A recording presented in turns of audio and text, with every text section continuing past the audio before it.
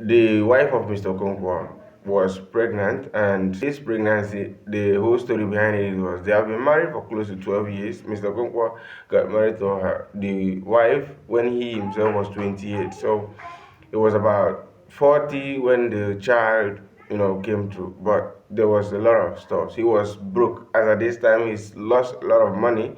While he was around 18, he left for Lagos. He had wanted to be a professional footballer. He's tried different scouting programs as at that time, but there was no way he could avail, to get that kind of amount. Sometimes he's gone for scouting program. He's gone for interviews. He's done almost what other guys could do, but luck wasn't shining on his back. So he tried. He even played for one of those local league. Played for Pepsi, one of these Pepsi tournaments.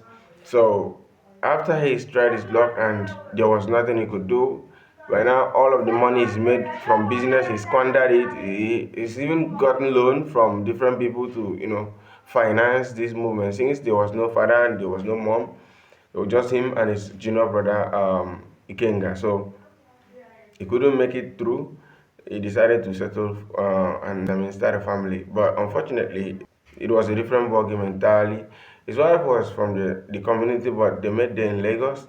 And she's been by his side for 4 years, seeing him suffer.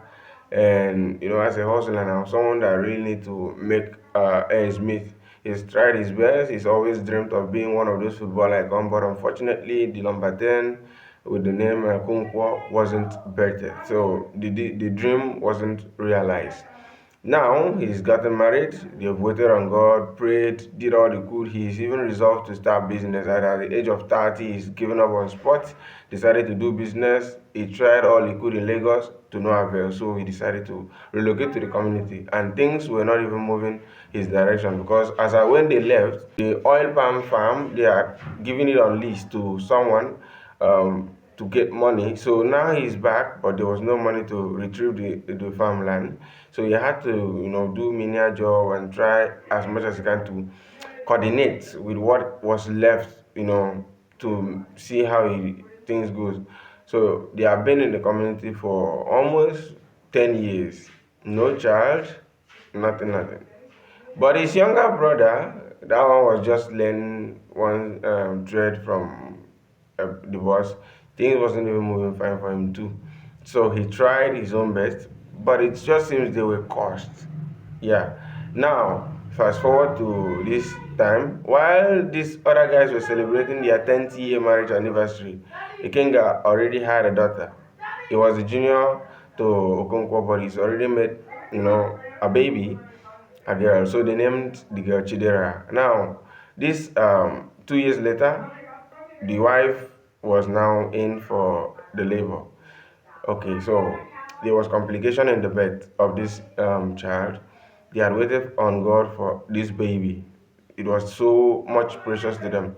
Scan said the woman was in with twins, so that kind of stuff. God was going to reward them with double blessing, but unfortunately, tragedy struck. So she couldn't deliver because she's not done this before, and nobody gave her some knowledge about all these things, all those lectures grannies or mommy gives to their daughters against what they will be seeing in the marriage life or in childbearing. Nobody gave her such advice. Nobody gave her such lecture, and so she did what she could while she was pregnant. Nobody to rely on except few folks who turn up. So now she is heavily pregnant. She's now in the labor room, but there was complications. So the doctor said instead of losing the baby, losing the mother, or then making everything just look so bad, that they were going to undergo a CS session. CS session. Where was he going to get money? He's not even getting the money to settle for the hospital bill.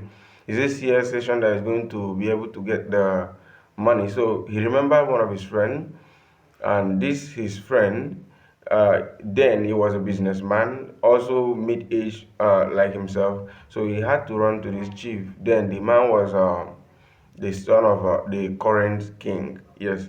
So he asked for his help to loan him some amount of money. Since the doctor said it was about 120,000 to undergo such a stuff, so he never wanted to take the loan above the amount. So the chief voluntarily gave him the money. Say, keep it. I know it's been hard with you, but this is my little way of giving you relief when you have enough time to pay back. So now the money was given. I couldn't go run back to the hospital to pay for the stuff, only to realize that the wife had already tried her best to put to bed. The girl came out first, but the boy, due to complication, how the baby was, the baby broke, like the whole thing scattered, and some of the bones pierced through the uterus of the woman, and coming back, the sad news was broken to him. And the doctor said, instead of doing CS, we have a child that survived. So now let's put this money into a different surgery. Let's operate and see if we can, extract the leftover in your wife's womb. So we can see if there will be any way for her to, conceive because she was bleeding already. Now they did the whole operation. Unfortunately, she could not bear any baby again because the thing already damaged where the baby will rest. Now they were left with only one child, the girl child. Now this tragedy was sounding like a movie to him. The doctor said, "Oh, since it has happened, you go find a place in your house to arrange so we can send the body for burial, or you can buy a parcel at the back of the hospital." So he would not like to bury his own issue at the hospital, so he decided to rush out. Now, the place that they were staying wasn't a quite community like a thick hamlet or a kind of an undeveloped area. It was a town, though it wasn't that buzzing like the city close by. But it was a town. It had all the major things like it has a secondary school, primary school, and electricity, water supply, and a few other things like that. Good road network. So he was about rushing out. The kind of stress, the thoughts, the tension, the whole pressure, the whole thing was mounting. He wasn't even himself with the money he spent, and the result wasn't what he expected. So he was rushing to go prepare a place when he was knocked down by a reckless driver, and the hit and run never turned back to see what happened. So Gonko lost his life. The news was heavy on Norma's head. Like when Norma, the wife, heard about it, she swallowed everything. She was like, "Oh, my world is lost." Got one child, lost a womb, lost a husband, all in the same day. It was supposed to be a thing of joy, but then tragedy changed everything. Now, this girl, Chimamanda, was the only eye used to see. If you ever say, oh, people who's giving birth, she will only use this girl to, join the queue. But now, the husband is dead, womb is gone. So what would she do with another man? She just started nurturing this girl with the little she makes from her market wares, the things she sells there. And that is how life began for them. And this is the story of how Amanda came to be who she is going to be. So I will reach out to you in the next series, the next episode. So if you really want to, continue watching, you can check back into my profile. I'll tag you the part two. So I will along to see you over there. For now, bye.